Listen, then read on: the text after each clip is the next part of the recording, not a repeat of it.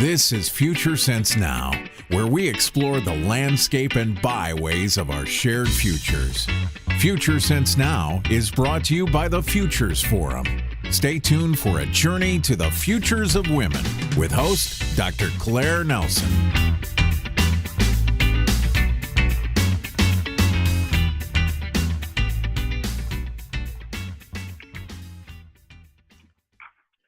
Greetings and welcome to Future Sense Now, an online e-magazine of the Futures Forum. It is March 2019 and we're exploring Women's History Month with an exploration into the future history of women, Women 2030 and beyond. Why 2030?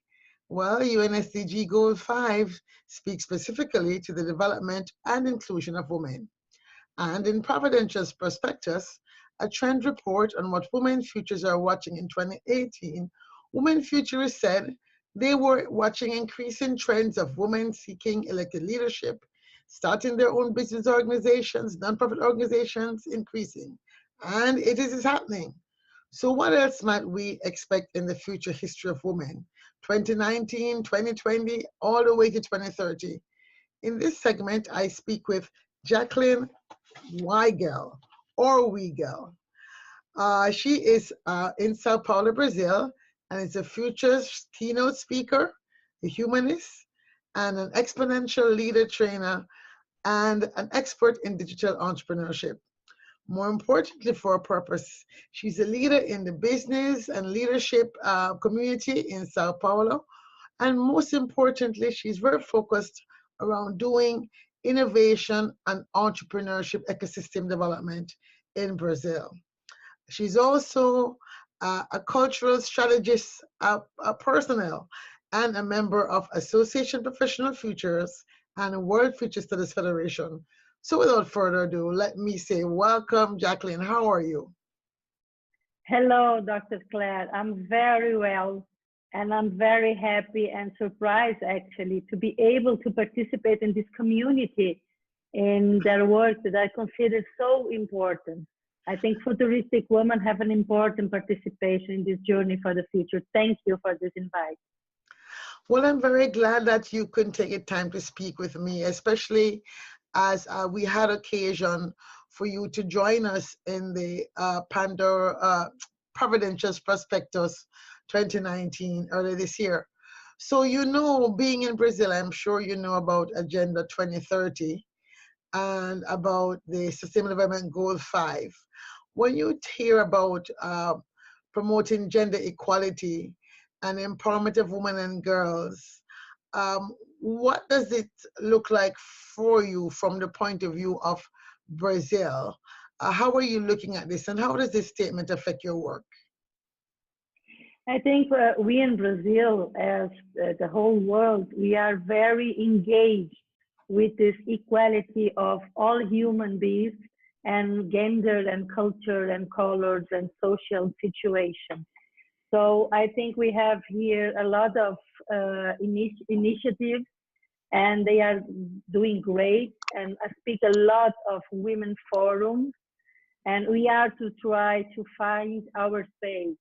Beside men, not in front, not below. So I think we need a voice, and we need to be listened by everyone, because we have a lot of abilities to build this future. So I think it's a great job for all of us in the world. Let me ask you about the status of women in Brazil. You have just had a woman president. And as we look to the future of women in politics in particular, we saw that for those of us from the outside, it looked almost as if she was judged more harshly than her forebears. In other words, corruption which had been in place decades before, suddenly that was unimpeachable before, suddenly when it was a woman, it's like she was left hung out to dry. Do women in Brazil feel like she was unfairly treated, or is it just like oh well, most women feel like she was really not suited for the job. What is the feeling on the ground in Brazil? Yes, I think that this polarity about the political situation and about corruption, unfortunately, our first woman as president, she came from an heritage of corruption. And I don't think women think that she was impeached because of that, because she was a woman. And just because, unfortunately, she was connected with bad people, and she doesn't make a good work. I don't think she fits in this role. That's why. And I don't see women saying that this is because she's a woman. I don't think so. I don't hear this, not at all. So Brazil is a very highly artistic cultural society. When you look at the image of how women are portrayed in Brazilian theater, in the arts, in the film, um, are you seeing the same kind of dystopian images that you see in films coming out of Hollywood? What is the artistic culture saying about the future of women from the Brazilian cultural perspective? I think they put women in artistic and culture in a masculine way, just in roles that she cares about people and she's beautiful and she cook and she has some desires but she cannot. They don't treat women as they can right now, but I think it's changing. But here in Brazil, we have a lot of cultures. They are extremely sculpted by men, even in the south of Brazil. When we go to the north, this is not so strong. But I don't think that women have the same space than men in culture and movies and art, and they are behind men, or they are in roles that are not so important until now. But I find that interesting, um, in a sense that I have had occasion to visit Brazil, and for example, you know, Brazilian women are supposedly very feminine, quote unquote, very body conscious, a body conscious culture, and that is the impression it gives off to the world. But at the same time, we know that there's successful Brazilian women in politics, you know, in academia. When you look at and you yourself are involved in technology, when you look at, let's say, the technology space where you are, what future do you think is most possible? What does 2030 look like? Do you see women moving forward to more equality, or do you see more of a backlash as we see now with the current president? I think 2030 will be different of today. I see more women in technology, in leadership, in companies, but in my audience, and I travel a lot around the country, when we talk about business, about politics, about technology, about innovation, there are few women and a lot of men. So I think through the years, women are conquered the space for them. And I have never seen this before. So today in my keynote speech, the first question I make is, where are the women in your board? Where are the women in this room to make decisions, to collaborate in a collaborative way? I don't think we have this space, right? When you go to education subject, or when you go to health or to family or to society, there are a lot of women. And I think 2030 is uncertain, but the signs show that the scenario for women is very different maybe then, and we started now. We have a natural system vision, ability to care and aggregate people around business and around society work. And I think in 2030, maybe we can overcome these main issues about gender and accept all humans, and we are all important for the future of planet, not just about women and men, but about color, culture, money. And I see in Brazil, women are going to the front. I really see it. I am one of them, and I see a lot of women jumping in and scream if they need to make themselves be part of it. Two things come up when you say that for me. One question I wanted to ask is something I heard, and I want to just clarify if it's true. I heard that in Brazil, prostitution is legal, but you cannot have, but being a pimp, being a procurer of prostitutes is illegal. Is that true, or am I having it wrong? It's not exactly legal. It's this kind of legal we close our eyes for.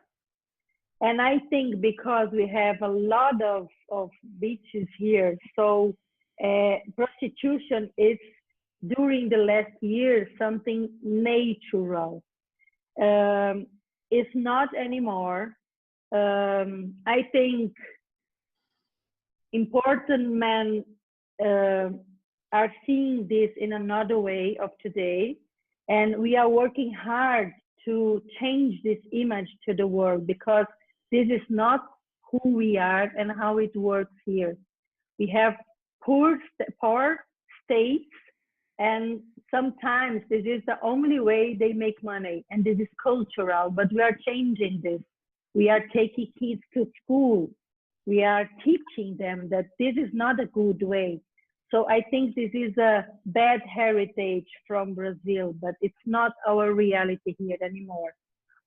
It's interesting because what I found exciting when I heard that, quite frankly, I thought, wow, this is interesting. So basically, a woman who is engaged in prostitution for herself, of her own self, would not be arrested. But if a man was trying to sell her, then he would be arrested.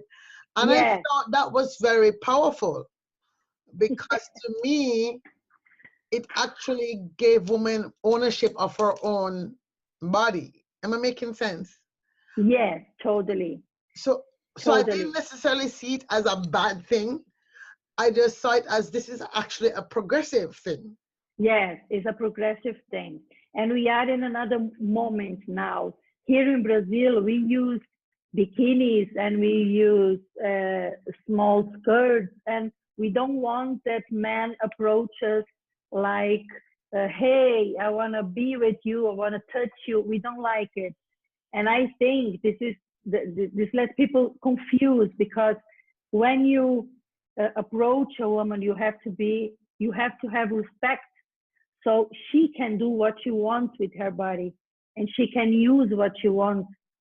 I mean, in clothes now. So it's a confused moment here in Brazil, but I see it as a progressive moment. Yeah, so it's more like Brazil's version of the Me Too hashtag, Me Too hashtag Time's Up. Yeah. What do you call that in Brazil? Do you have like a Time's Up or hashtag Futurist?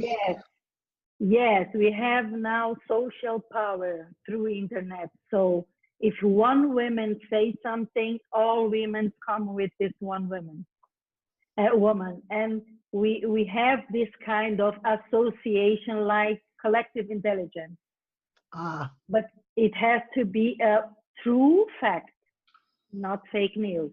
So if you just go there and be responsible, they don't come. But yes, we have this kind of movement here, a lot of them.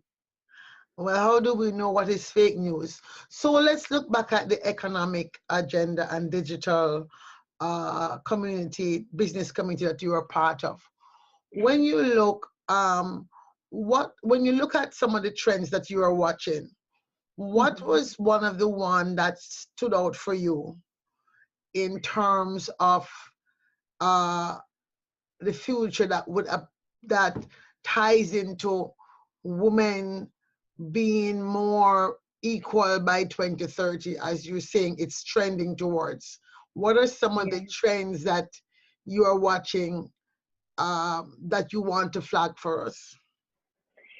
I identify myself a lot with the trends about ensuring women to effective and equal opportunities for leadership and in all levels, economic, political. I see a lot of women on this move, and I think it's important that this goal become a natural part of what we do every day. It works a lot with culture, leadership, global way of thinking and doing the day-to-day work. And I believe in progressive changes, and I prefer that they flow in a natural rhythm. And I think this is happening here, and this goal is amazing. I think we women, we are getting in a place of prominence, and I believe that our feminine energy is now becoming dominant in the world, because it has to be holistic. In all points of view. So I identify myself a lot, and I work every day with this goal. So you're speaking to business leaders, right? Yeah. And you say you ask questions, for example, about women on boards, women in a corporate C-suite. How do you see in 2030 this changing? What are some of the things that will have to happen for you to move from this point to more inclusion by 2030? The first thing, maybe it will be funny, I think men have to listen more. They don't want to listen. They just want to talk about revenue, profits, and process and things we have to do today. And women, they take care when they talk. But men, they don't want to listen, and they have the power in the companies until now. We have good leaders in company, but they don't have space sometimes. So I think from now to 2030, men have to listen and have to give space for women, because we have important things to do. We are seeing things that they don't see.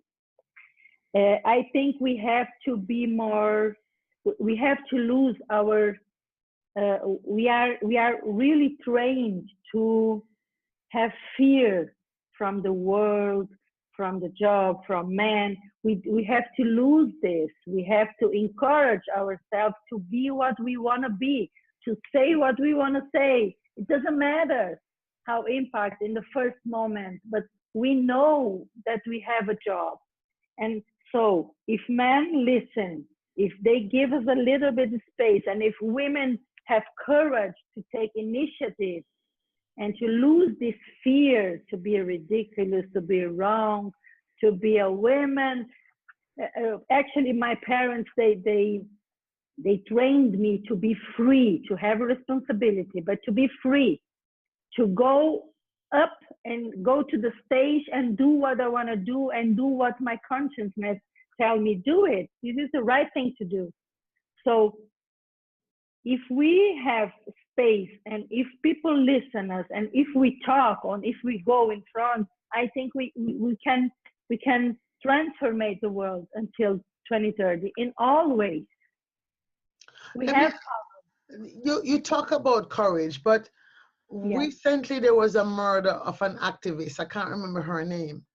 Yeah, Marielle. Yeah. How did that murder impact women in terms of their feeling of freedom to speak up and having courage? It was in Rio de Janeiro, who is a beautiful city, but now we have war in the streets, unfortunately.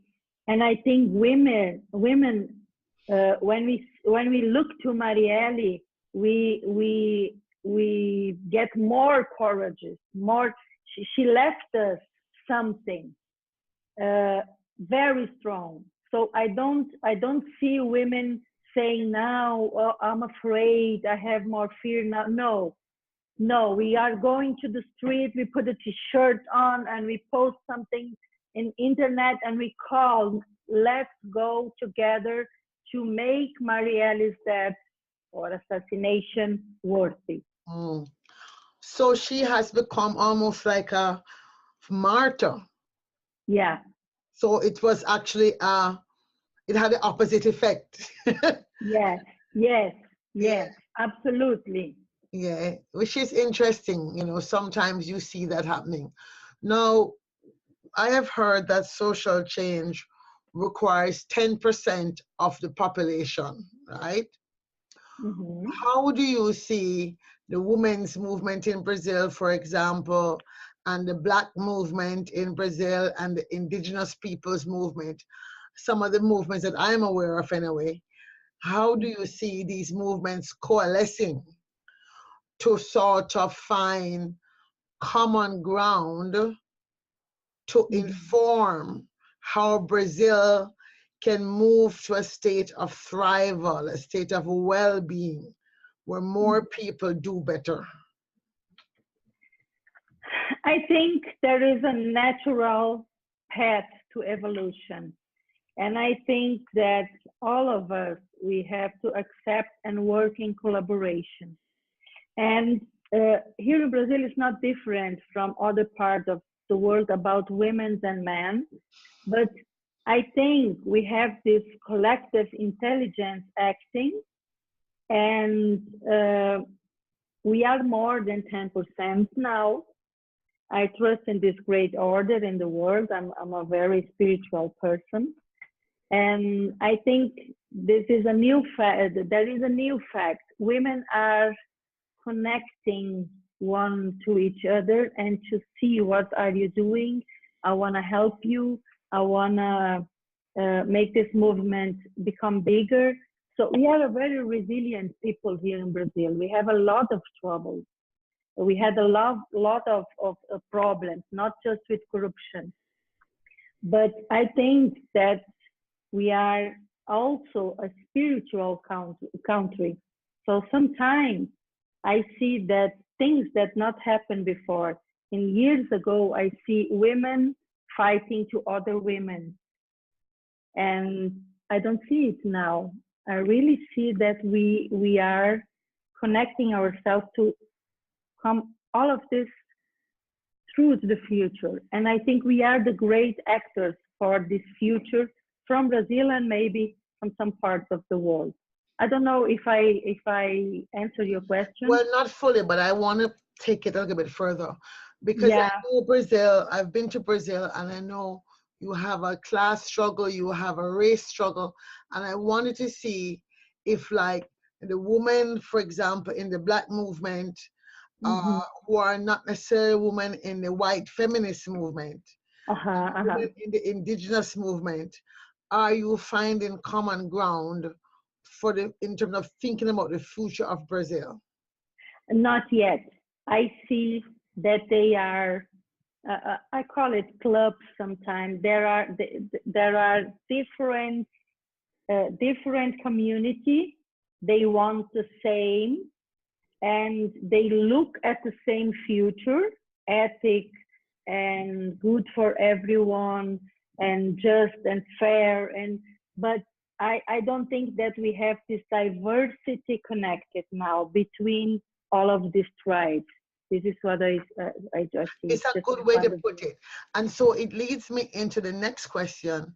For somebody like yourself, who is an active person in organizations like the World Future Studies Federation and Association of Professional Futurists, and as a humanist, how do you think organizations like these organizations can use the power of future studies, right? And to kind of bring these diverse communities into a shared collective vision for Brazil?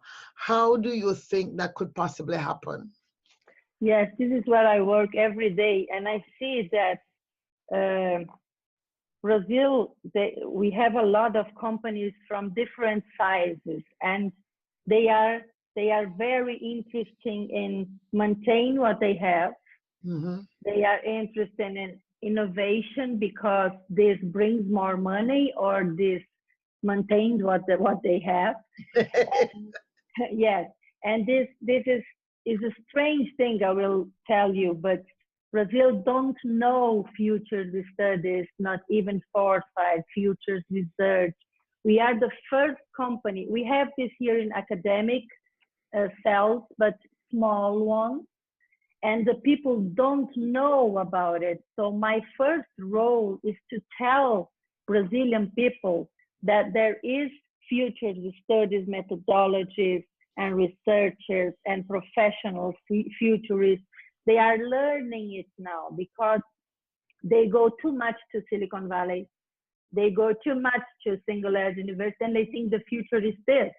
So every company does the same about innovation and about the future, and they just look to the future from today. They don't look to the long-term future. And they are learning it. So they don't know that we have, for example, in the Millennium Project, 30 methodology or more. They don't know it. They don't know this kind of methodology or future studies exist. Just one small academic research center in Brasilia is a small one, but this is a huge country. So we have to teach them. You have methodology, you have a discipline, you can look to the future in a better way that you are doing today. So this is the job we are doing here, because they want to buy trends, and then they take the trends and make some decisions, but just for this year and the next year, they then talk about 5, 10, 50 years. So I think organizations, they have to learn it. Yeah, I think it's a very good thing. You know, to come back to the Sustainable Development Goals, right? There's 17 of them. If you had to pick one outside of the gender issue, right? Based on what you're seeing in Brazil and in Latin America, if you had to pick one global challenge, which one would you pick and why? I have two actually, but I think the okay, go ahead. Pick two. It's okay. Pick 5. Yeah, I identify myself a lot with the 5.5 women opportunities in leadership in all levels, and the 5.B information and communication and new markets for women. So I think I work for this. I think I choose work with adults because I think these new adults can train the young people to be different in the future. So I think education is my main role, but not just education like classes. Educate a person that this person can look to himself, to the next one, part of his community, and to the planet. So I really identify with this 5.5, 5.B. I like it a lot. And I think my role now in Brazil as a futurist is challenging the status quo. And I don't have any problem with this. And I am a role model for another women, because they ask me, how do you become this kind of person? I just became it. I build it every day, and I go to the stage and say, "Bawa, my message." So do you find it easy to get these companies to bring you in to speak to them? I mean, or has it been a struggle to build your audience? No, my audience is very good because I have a lot of C-levels, and they are interested in my subject because of my content, because I bring the future in a structural way. So what has happened, why it happened, and how you build this future. So, but they are not mature enough to talk a lot about future of long term. So when they contract me, they want to know about more numbers, and I tell them, I don't want to speak about this. I don't want to speak about other things, culture, diversity, and all those things to make your money happen. You understand? They Yeah. don't know how to do it. So that's why they call me. So, and they don't know how to build this new leadership for the future, where we can put all diversity together, can create social impact and make money. It's not about don't take money out. No, we can do everything. So they are learning. I'm struggling because they just want to know about technology and innovation. Well, and that alone is not going to help us save. So as we draw to a close, this is Women's History Month 2019. Yeah. One of my driving forces is the need for us to be intentional about the story that we're creating now, and to be bold about creating the story what we want. So can you share with me a headline story from the year 2030 about women that you would want to see in 2030? Yeah. 60% of modern companies have women as a CEO. Wow. This is in Brazil or around the world? In the world, I think. Wow. Because, yes, in the world. And I 60, not 50, not health, 60, because years ago, I remember when I see your question, when I heard your question, I actually remember years ago, a friend of mine told me something. When you have a party, you have to have 60% of women and 40% of boys in this. I was a teenager. Why? Because it works perfectly. So maybe we can do this in the world. 60% women in leadership, making decisions, and welcome to 40% of our men. So tell me, are you optimistic, pessimistic, or my word is neutralistic about achieving that goal? I love your work, but I am a realistic optimistic, because I learned in my coaching school that being optimistic or pessimistic is a choice. You can make this choice. Neutralist, I love it, but they do not create very interesting stories.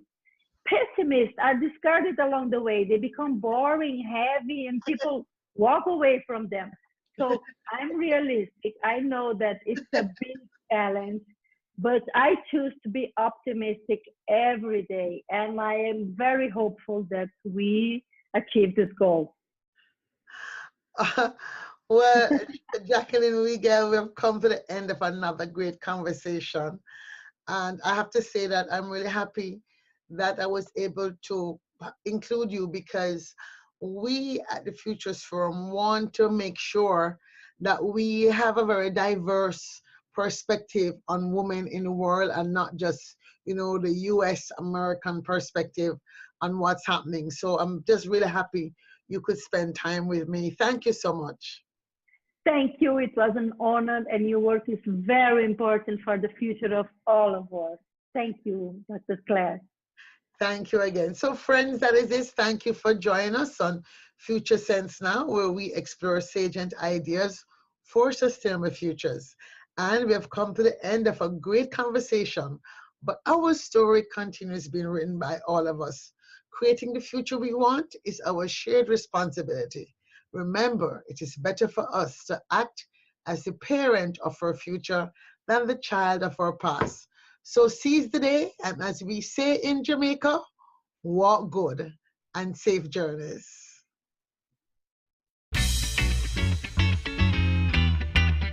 You have been listening to Future Sense Now with Dr. Claire Nelson, brought to you by the Futures Forum. For more, please visit www.thefuturesforum.org. Thank you for listening. Spread the word. Share the future.